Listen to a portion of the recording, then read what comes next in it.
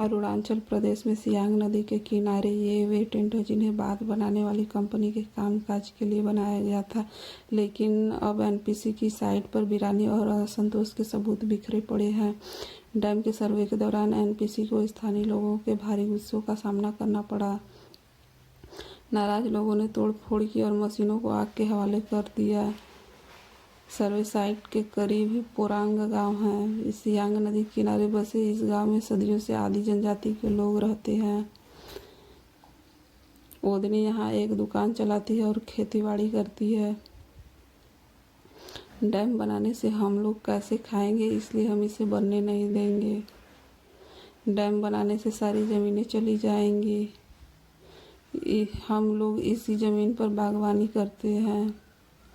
इसी में हम इलायची, धान, कटहल और नाशपाती उगाते हैं। सब चीज़ें इसी में उगती हैं। इन चीज़ों को बेचकर हम पैसा कमाते हैं और अब बच्चों को पढ़ाते हैं और पेट भरते हैं। इसीलिए हम डैम बनने नहीं देंगे।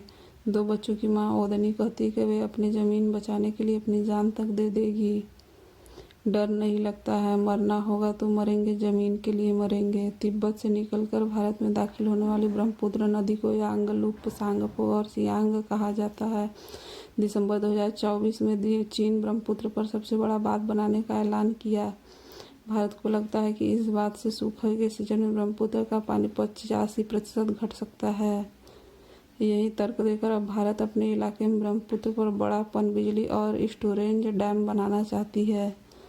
लेकिन अगर सियांग घाटी में आदि जनजाति के कई गांव इस प्रोजेक्ट के सख्त खिलाफ हैं। सियांग किनारे बेहद सादगी से रहते आए हैं। ये लोग अपनी नदी को सभ्यता का मुख्य आधार बताते हैं। हमारे पुरखों ने सियांग नदी के किनारे खेती करके हमें ये सब दिया है। अगर सियांग में डैम बनता है तो ये डूब जाएगा। तो सियांग नदी हमारी संस्कृति और सभ्यता से जुड़ी हुई है। एक अनुमान के मुताबिक प्रस्तावित परियोजना के कारण 10,000 लोगों का विस्थापन होगा। कुल 1 लाख लोग इससे प्रभावित होंगे। अगर सरकार जबरदस्ती अपर सियांग मल्टी प्रोजेक्ट लाती है, बनाना चाहती है, तो निश्चित तौर पर आदि जनजातियों का अस्तित्व अरुणाचल के नक्शे से मिट जाएगा, क्योंकि लोग बिखर जाएंगे।